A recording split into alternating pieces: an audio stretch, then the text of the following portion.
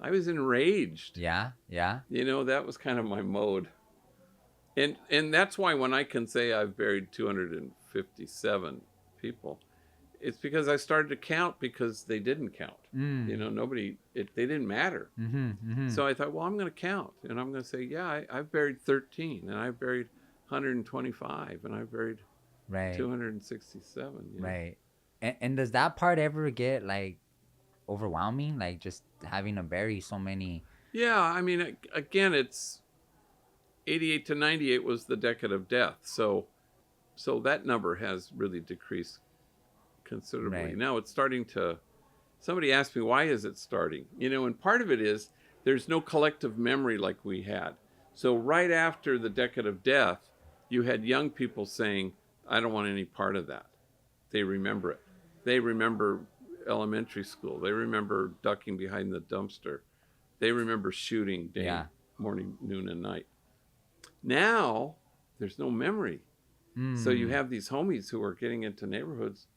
I even watch it in Dolores Mission, and there's a kind of they don't remember, Right. and so they get into, I don't know how they think to do it, but they get into a neighborhood, and you can't, Undo it. well, you can't remind them what it was like because they don't Yeah. remember. Yeah. Yeah. Yeah. They don't Yeah. remember. Yeah.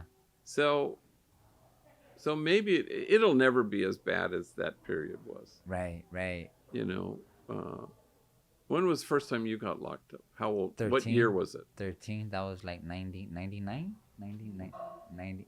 No, like, yeah, like around that. Like, Yeah. 97. So Yeah. that was, we're 97, sort of 96, yeah. getting to Yeah. the tail end. But it's interesting. In '99, October of '99 was when our bakery burned to the ground. Yeah. And I still think that's a kind of a pivotal moment in the city, Right. because the LA Times, in the wake of the fire, said, hey, this doesn't belong to Father Greg Boyle. This belongs to the city. Mm. This belongs to Los Angeles. So, and it just overnight, it just switched, and that's why we're in this building, Yeah. because that generated all sorts of goodwill. Mm-hmm. Mm-hmm. So we could buy this property and then ultimately build this headquarters. Right. And it was all right then. Now, again, we moved in 2008, but so it took 8 years, but it began with that moment, where suddenly we were hoisted up on the shoulders of the city. Mm. And after the fire. Right. What is the future of Homeboys? Well, we have a lot of things that we want to do. We want to house people. We want to, and then, we also want to fill a void, so they finally, with a lot of community pressure, they've decided not to rebuild Men's Central Jail. Mm-hmm. So once they empty that, they will tear it down. And then we have this corridor here that we call Hope Village. So we would like to kind of say, well, we could rethink this, so what if we had, mental health services and substance use disorder services and educational and job placement. And if we just expand what we do, Mm-hmm. and have housing, Mm-hmm. and then maybe, the country will look and say, wow, look what they're doing in LA. They've decided not to punish wound, but they're seeking to heal it. Mm. And so it's not enough to shake our fist at mass incarceration. Right. Right. You really do have to kind of, well, here's an alternative to that. Right. I'm not sure we've figured it all out, but we know what the component parts are. Yeah. What if we invested in people rather than just try to incarcerate our way out of things? Mm-hmm. Was there a moment or a person or just a point in particular where you realized that it was going to be more than jobs? Like going back to what you were saying, at a certain point it shifted from just being jobs to also being more holistic in terms of the healing, in terms of the support. Were there experiences, or was there a moment where you realized that the jobs were not going to be just enough on their own? Yeah, an exact moment. I don't want to put him on the spot, but He's up here. he's up here. And he didn't have a job. He had a career, an amazing career. And then that he got through this organization. And I mean, he had it made. And then he broke up with his lady. And then that night he went to a bar with a homie, and, you know, and the homie said, I have a gun. And he said, here, give it to me, because I know the owner, that he's not going to even frisk me. He'll frisk you. Anyway, people drank, and then somebody, why are you looking at my lady? And who knows what happens. And he ended up killing a guy in the parking lot. He was given 125 years to life. He shouldn't have been, because it was self-defense, and they had him on the ground, and they were breaking bottles over his head, and he still had that gun that that the guy told him to hold. Anyway, that's when in an instant, I went, nope, this isn't working. Because if healing had been the centerpiece, then he would have been resilient when his lady left him. He wouldn't know how to deal with those emotions. Exactly. And because he would have gone through it here, where he knew, you know, something's coming up. But it didn't happen. And so even his generation, who knew me from back in the day, and they get out of prison, they go, I don't really want all this stuff. Just give me a job, you know. That's because they remember the days when it was just nothing stops a bullet like a job. And so I'm glad we changed, because it was smarter. You know. But that was the kind of the turning point. But it was an exact turning point, you know. So what's the goal? The goal is for people to discover their true self in loving. And that's your true self. And so if loving is your home, then you will never be homesick. So part of the idea is for them it's not just, you know, doing the work and knowing themselves. It's in knowing themselves, that's the truth. The truth is, you know, you find your true self in loving. So then they find that here, you know, and then they go, oh, wow. And then that kind of leads them to be free, and they can be resilient. They can withstand whatever comes their way. So, and that's kind of in a spiritual sense, you know, God is love, and God loves us, but God is loving, and God is in the loving. So it's not how God is, but where can you find God? You find God in the loving. So that's what makes sense to me. And then I ask myself sometimes, you know, like, well, what's the point of the healing? You know, why do it? And well, one is joy, you know, and you foster a kind of joy and fearlessness, and it leads to the creation and the nurturing of a community of cherished belonging. That's the goal. Spiritually speaking, that's God's dream come true, a community of cherished belonging. So that's why the healing is the thing we engage in, because it'll end in that. So spiritually, you know, you receive the tender glance from God, and then you choose to be that tender glance in the world, you know, and that's the hope. Is there anybody you won't help? No. Well, I wouldn't say won't. I would say sometimes, you know, we're always having a balance in terms of we'll say beyond the scope.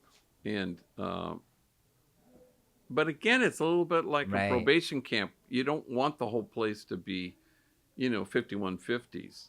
You know, you can have a few. Just balance it out a little bit. Yeah.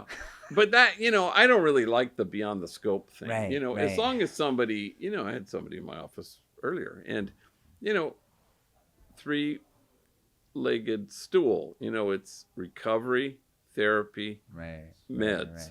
But you really need to do meds, son. Okay? And so, and then you'll be okay. But you couldn't have a critical mass of those. For sure, because then it becomes... Then it's just too hard. You know?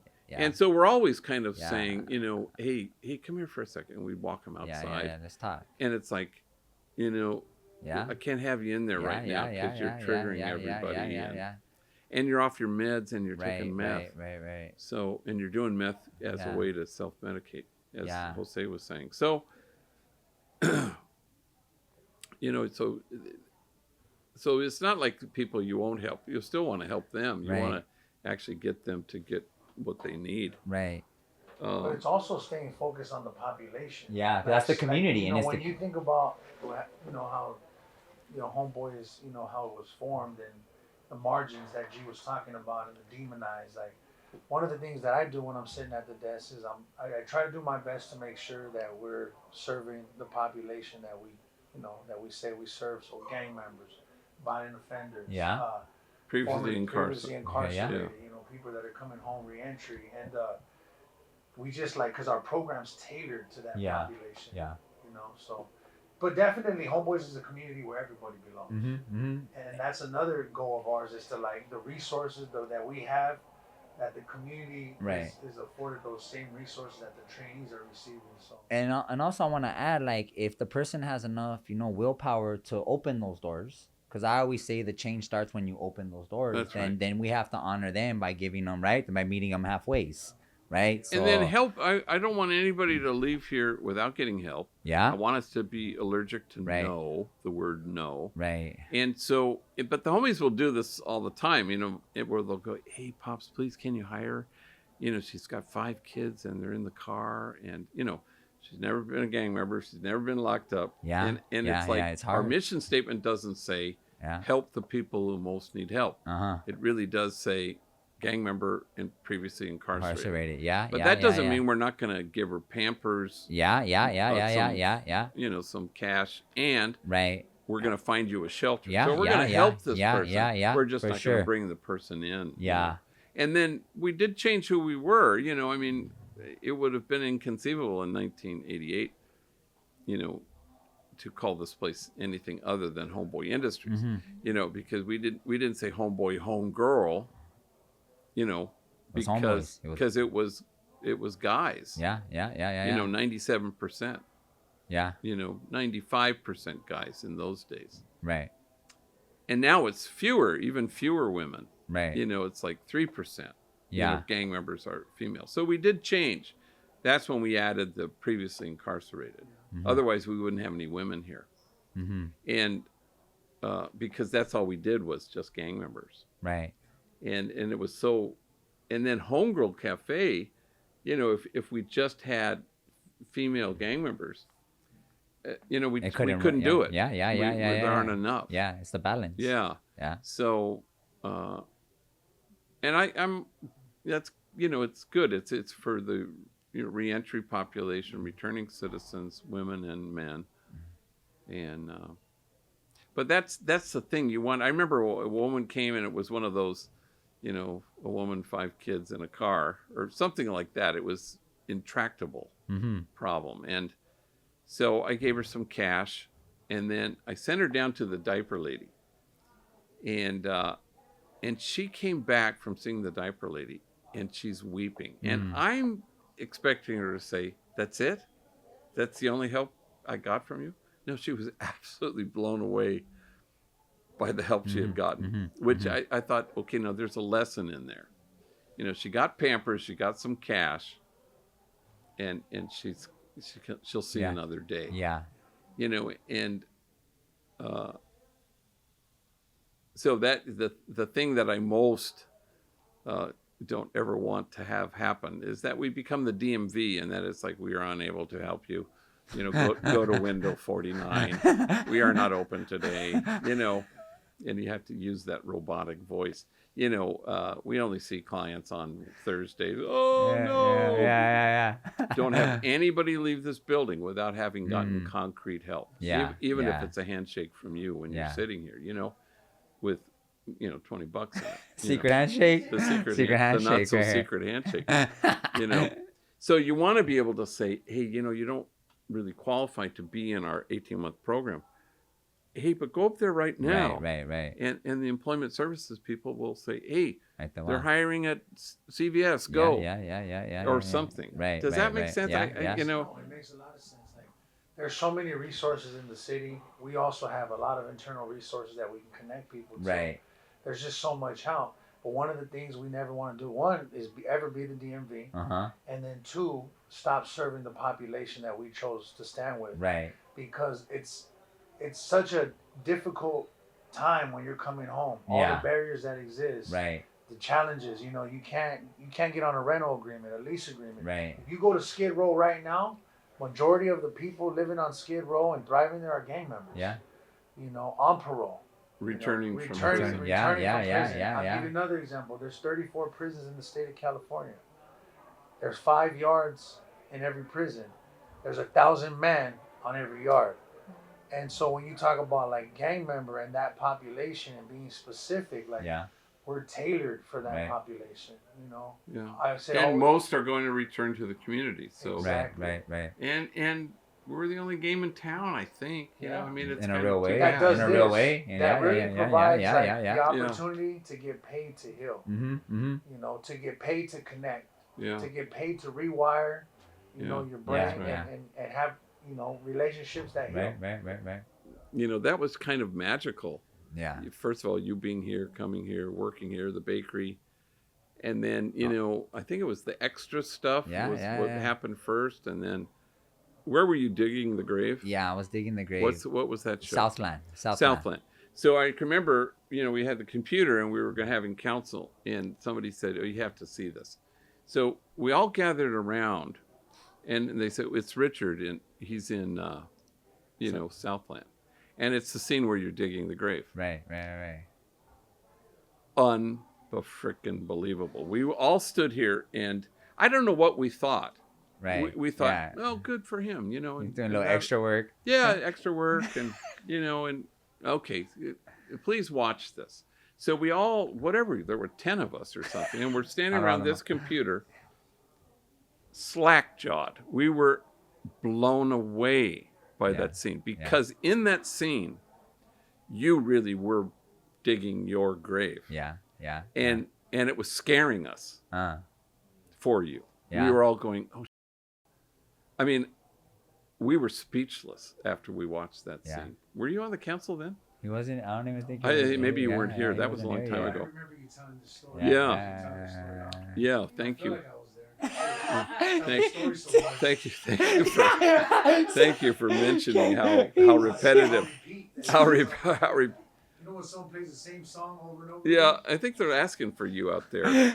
They need you to do something. But anyway, that was kind of when we went, this guy has something special. Yeah. And I remember watching the Emmys, and there you were, you know, on the front row, and it was like, come on now. Bill Murray doesn't need a damn Emmy. He's not even there. He's not even in the room. You know, anyway, that pissed me off. Yeah, that's how we feel about it, right?